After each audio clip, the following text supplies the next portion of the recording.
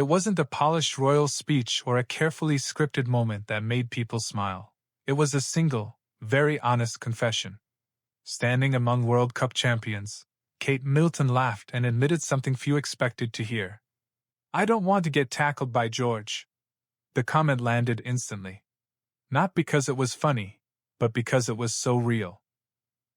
While hosting England's World Cup winning Red Roses at Windsor Castle, the Princess of Wales opened up about life at home, revealing that rugby has quietly become part of her family's everyday routine. Both Prince George and Prince Louis play rugby at school, while Princess Charlotte happily joins in when the family plays together at home. And Louis, she shared, even attends rugby at sessions, fully committed, mud and all. As the conversation turned to how young children experience sport, Kate gently challenged the idea that boys and girls need to be boxed into categories too early. Rugby, she said, is accessible, inclusive, something children can simply enjoy, without labels. But she also admitted there's a limit. "George is getting very strong," she said with a grin. "If we play at home now, I do not want to get tackled by George."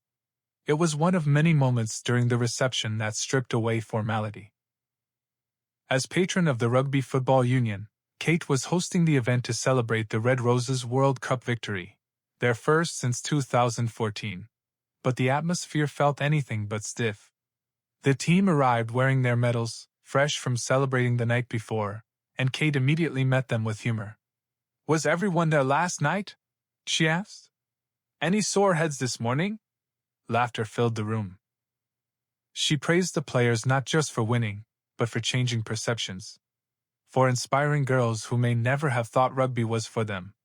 For proving the sport could belong to anyone anywhere. When shown a scrapbook filled with memorabilia from the team's journey, Kate leaned in with genuine interest, later accepting a signed England shirt and a medal as gifts. And then came another detail that delighted fans even more. One of the players revealed that at a previous match, Kate had happily put on a cowboy hat and joined in with the team's celebratory dance. No hesitation, no embarrassment. A future queen, laughing along, fully in the moment. It was a far cry from the distant royal image many still imagine. The players noticed it too. They spoke about how deeply Kate understands what rugby brings to families: confidence, resilience, togetherness.